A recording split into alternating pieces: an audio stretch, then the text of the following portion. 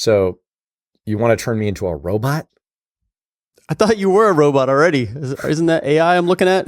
I mean, isn't this entire show just a big Turing test to find out if I'm really a real boy?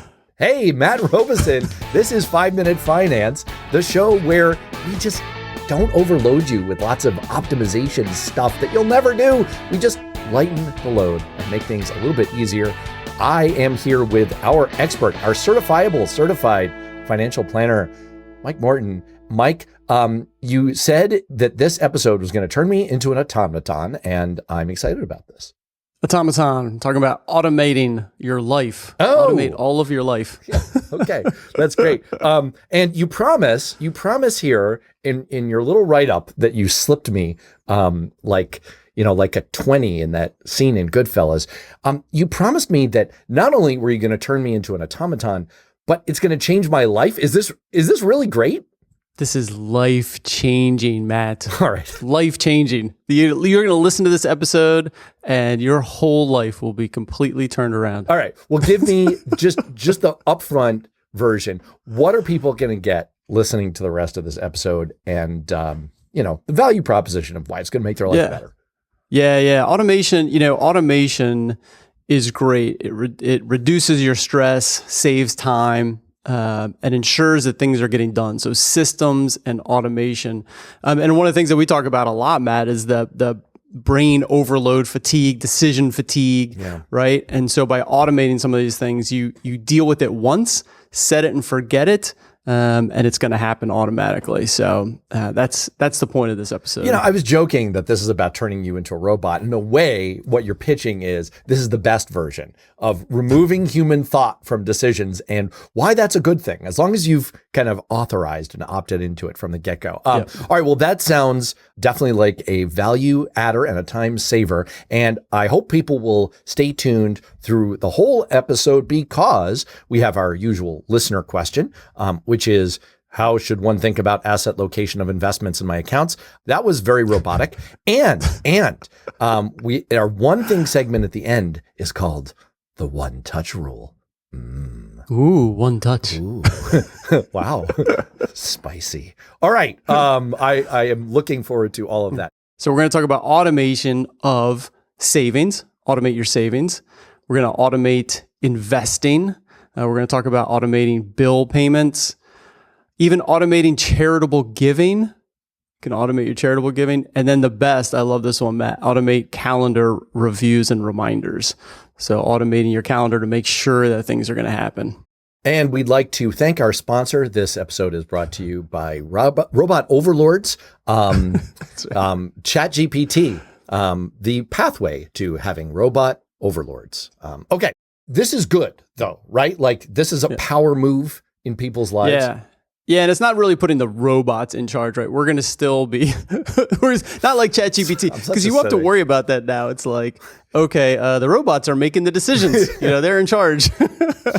This is going to be more we're setting up a system and automating things rather than that kind of how to use the ChatGPT and put the robots in charge, which will be a great, different episode, but also a great one of, as that stuff is continuing to advance. But yeah, this is definitely the way to go.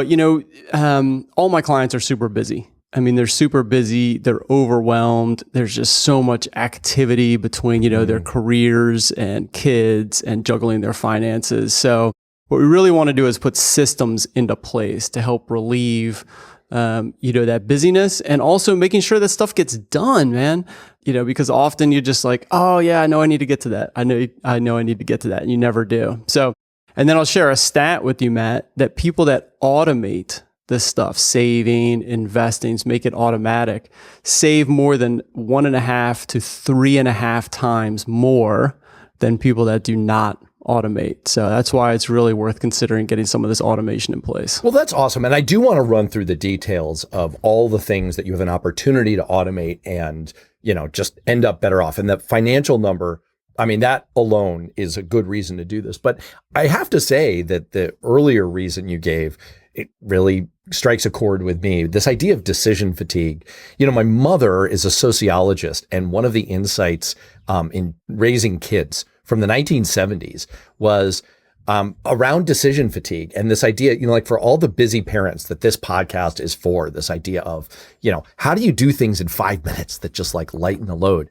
Reducing decision fatigue is a huge, huge deal, because one of the insights is that when you're a parent, especially if you're a single parent, which applies to some of our viewers and listeners, you are constantly bombarded with decisions that you have to make over and over again. Your kid says, can I do this? Can I get that? Did you remember to pay this bill? Did you remember to make this investment? Should we take this vacation or not? And it's the weight of the mental energy that's expended. It's not even so much the volume of things you have to do and the limited time you have. It's, you kind of have enough time. It's constantly being confronted with, can I have this popsicle? Because, I already had a candy bar today. And it's like right. All of these decisions, finding a way to pre-decide. For all of my joking about putting the robots in charge, I don't really mean it. Like, it's a way for you to make decisions in a, like, you get multiple bites at the apple from making one decision. And that is really attractive to me. One decision. Yeah. One decision. That's why kids wear you down, Matt. Can I? They may wear you down, but they've met the iron will of Matt Robeson. No, that's total bullshit. I've seen your kids. I fold faster than Superman on laundry day. Okay. You said you wanted to run through like 5 or 6 of these bad boys. Let's do the first one, because you already gave like the number benefit of this. It's like, you could save 1.5 to 3.5 times more by just doing this. So easy. Automate your savings. Automate your savings. This is the easy one and the best one. All right. Because if you don't save, you don't have the opportunity to do anything else that we talk about on this podcast. So saving is critical. All right. So of course, many of the listeners out there are already doing this in your 401k, your 403b. You've signed up to put in, 5% or 10% of your paycheck. And it's just literally going in there every single pay period. You never think about it. Think how amazing that is. And maybe you've got 100,000, maybe you now have 500,000. And it's just because you've done this for years and you've never seen that money. That's the power of automating your savings. But there's more beyond that. So besides the 401k, 403bs, you can automate into your individual retirement accounts. We love IRAs, we love Roth IRAs. So you can automate savings, even do it every month. If you know which one you can do, the traditional versus the Roth, if you already know for 2025, you can go ahead and automate $500 a month or whatever it is, into that account.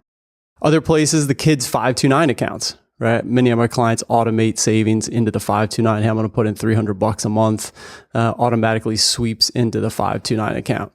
But the one power move here also is to automate any additional savings, because I find what happens, a lot of people reach out to me and say, hey, I've got some extra money, because I'm making more than I spend, already setting aside the 401k. What should I do with this money? How to invest it?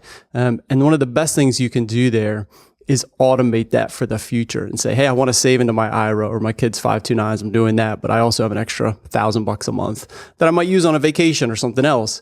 Let me set it aside. Let me set up a specific earmarked account and transfer everything, into that account, because then what's left over, you're paying yourself first, and everything left over, you can spend. That's so useful. I am encountering this myself. I'm sure you have umpteen clients who are doing various versions of this because you work with them. And, for me, it's 529s is a big one. And, I just had a thing, my daughter is moving from a private school to a public school. So now we have some more money available that is for the purpose of her education. And so I just need to change the automated transfer amount going forward. I took a couple of months just to kind of find the new level of, like what we need to pay ourselves first and like really verify like, okay, this is truly extra. And now I'm going to just change that. I don't have to think about it. The idea of saving toward a specific goal is also really, really good. I'm a big soccer fan. I want to go to the World Cup match. I don't want anyone else to go look for tickets. So please don't, because I want them all available at low prices for me. And I'm talking about it. When am I going to pull the trigger on it? I don't know. But what I could do is I could start earmarking now. I could create an account, save toward it now. And then when I'm ready to make the decision in 5 or 6 months, boom, like I know the funds are available and there we go. Yeah, and it feels so much better when you have that account sitting there earmarked for that, and it's got the, a couple $100 or whatever, a couple thousand if you're going on a trip or whatever it is sitting there. You feel so much better about spending it, Right, because that's what it's for, as opposed to if I just let it build up and then it's like, all right, am I really going to do this? It's like, no, I've made the decision.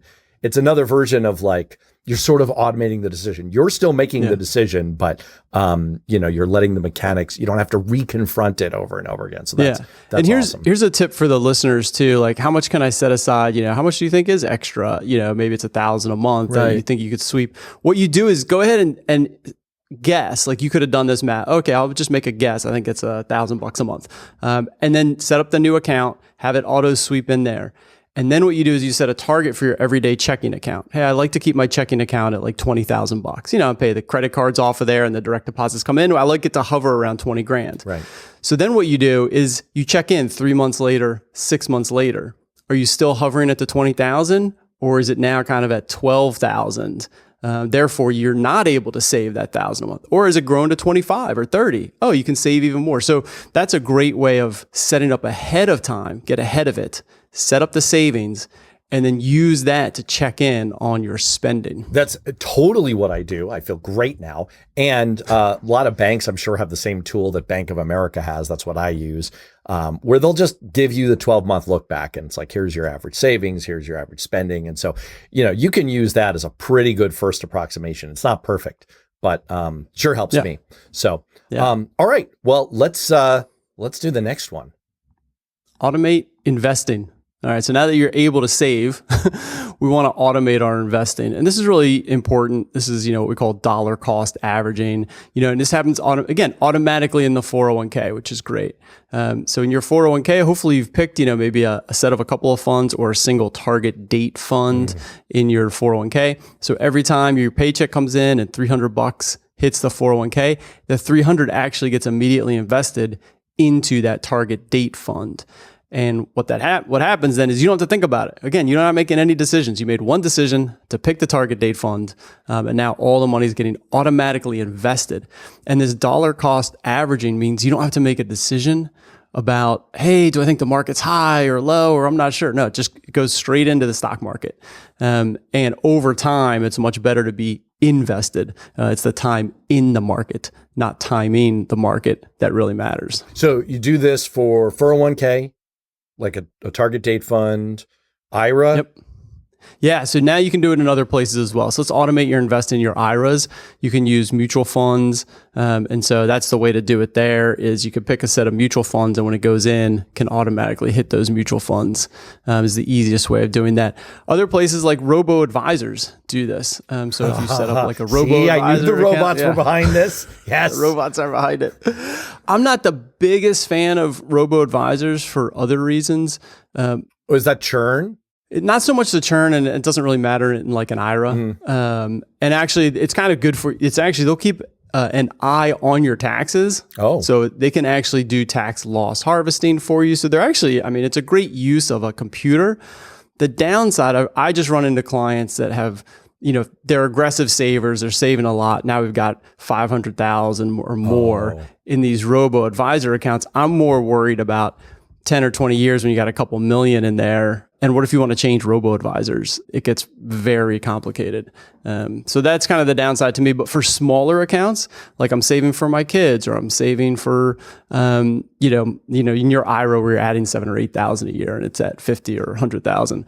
Robo-advisors are great for that. They'll automatically rebalance for you, gets automatically invested. So it's fantastic for that. Fantastic. And so, and this really makes a difference, right? Like just making sure that the money is going to an investment purpose rather than like sitting there. It adds up.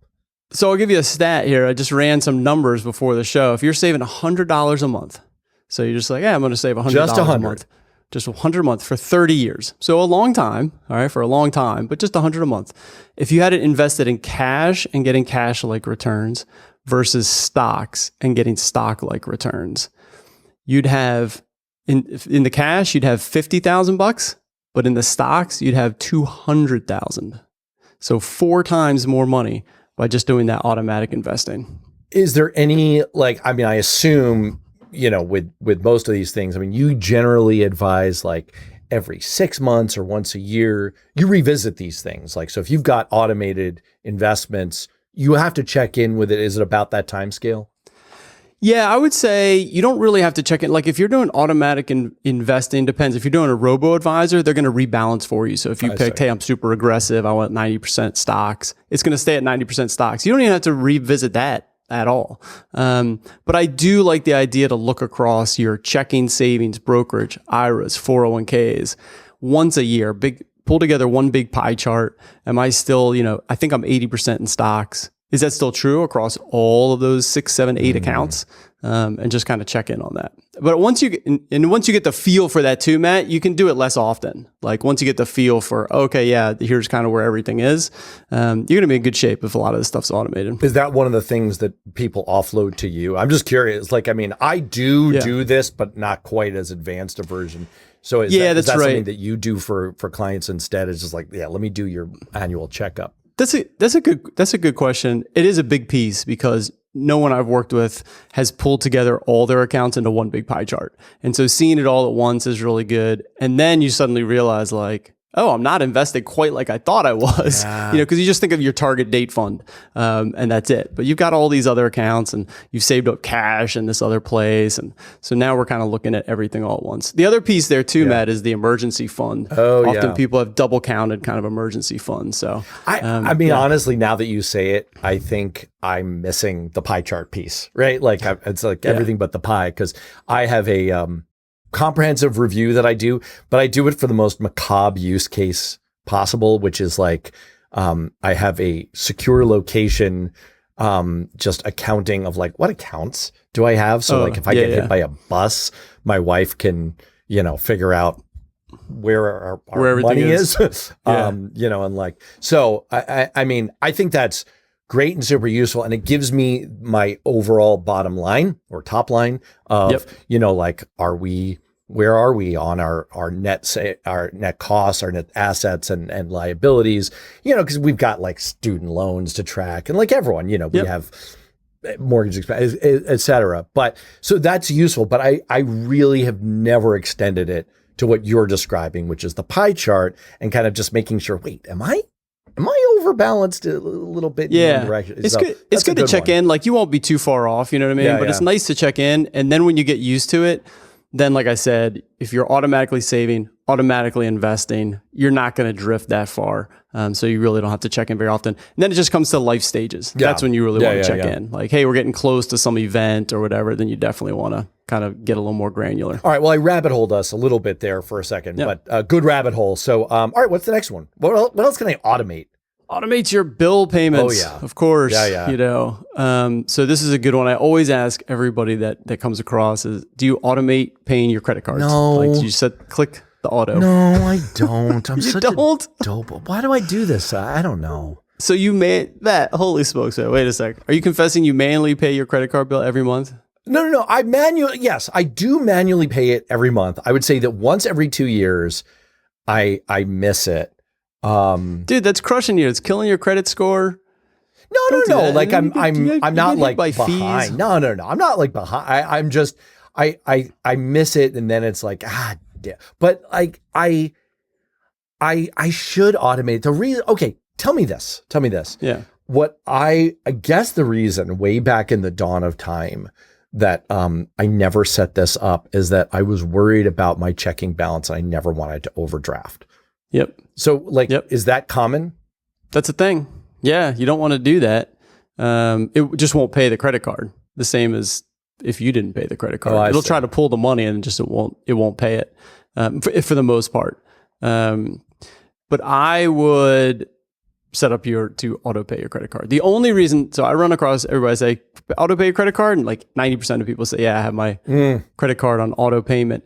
The other 10%, only if they say they like to manually review before paying it, which is another great option if you're going to do that. That's another. But if you're in the in between, Matt, you're just like, you're not manually reviewing it, but you're having to click to pay. That's no good, man. So set up your credit card to auto pay. Yeah. But subscriptions, right? You can set those to auto pay, obviously. And the other great thing about subscriptions, we've talked about this before. I love using a dedicated credit card for the subscriptions. So we all now have like a dozen or more of like these sites that we've signed up for, especially for entertainment, where it's just charging a credit card every month. Grab a new credit card and just for those. And because then when your card gets hacked, as they do every couple of years, you're only changing one that you're swiping out in the wild. And that's the one more likely to get hacked. The ones that are just set up for subscription to those 15 sites, less likely to get hacked, and then you don't have to go change those numbers on all those subscription sites. Damn it. All right. I'm full of great ideas, man. But you buried it 21 minutes in. We've got to elevate. Hey, bonus on this one, dude, because we talked about this recently. That's the card that you add your kids as authorized users on. The one that's out in the wild. No. Actually, the subscription Oh, one. really? Okay. Yeah. Now, if they're going to be using it out in the wild, it doesn't work as well. But if you're trying to boost their credit score, add them as an authorized user to this one. Put it in the drawer so no one's like using it out in the wild. And then it's auto paid. And it's auto paid. Brilliant. It's built and low utilization is key here, guys. I didn't know this either, but your credit score, you need to be using less than 1/3 of the available balance on your credit card. So if your credit card has a $10,000 limit, you got to be under $3,000 every month. Never go above $3,000. Why? That's how the credit score works. They don't want you using up your credit. You want to be under 1/3 of the credit. So the subscriptions aren't that much, right? So if you got a card that's like, hey, you can spend 10 grand and you got a bunch of subscriptions, they add up to, $1,500 a month or whatever. Your low utilization, the kids are getting that benefit of getting that credit score on that card. Well, now you're making me check what's my credit card limit? Not right now. We're in the middle of an episode. No. I've got to do this. No, this is such a good tip as well, because, that runs a little bit afoul of something that I started doing.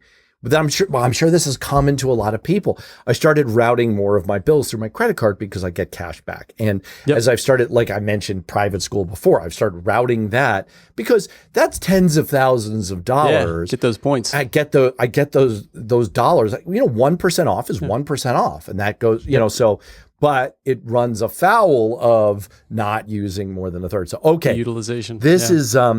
This is a reason I can see. This is how they get you. This is a reason to have more than one credit card, and it is okay, brilliant. So this is a brilliant good one. Set of tips. Yeah. Darn it all, just so buried. All right, I know we got to keep moving. All right, what's next? We got 2 more to go. Automate your charitable giving.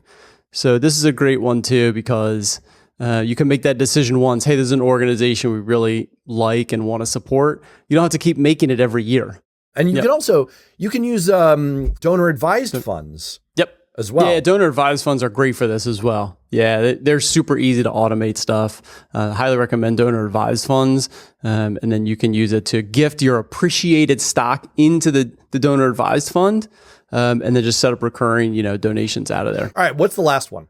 All right, automate your calendar reviews. So a lot of things throughout our life are kind of cyclical. You might want to revisit. We talked about the rebalancing of investments. We just talked about donor advised funds, charitable giving that you might want to do. So put these into the calendar. Hey, we're going to, get to the charitable giving at the end of the year. Don't wait till December 15th.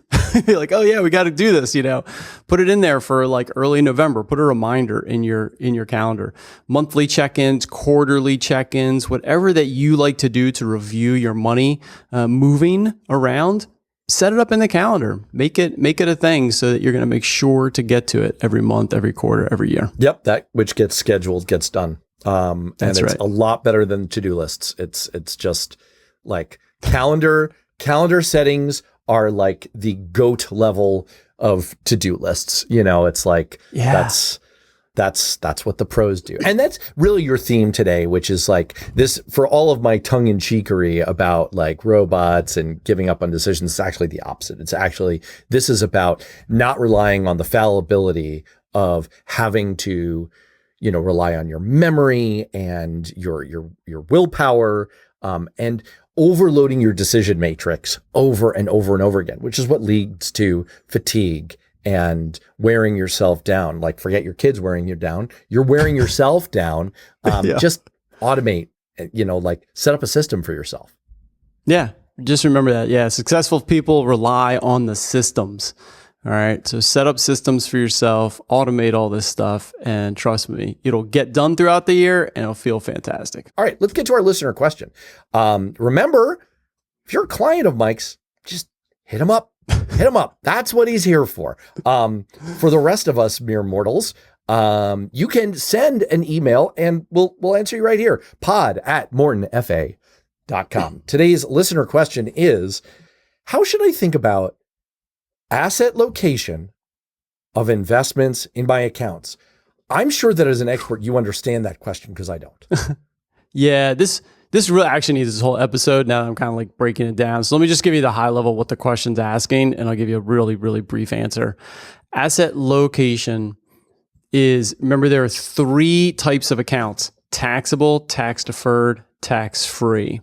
So where do you put your cash? Where do you put your bonds? Where do you put your stock? Where do you put the US stock? Where do you put your international stock investments? Which of those 3 accounts, the asset being an investment, the location of your investment should go into which account?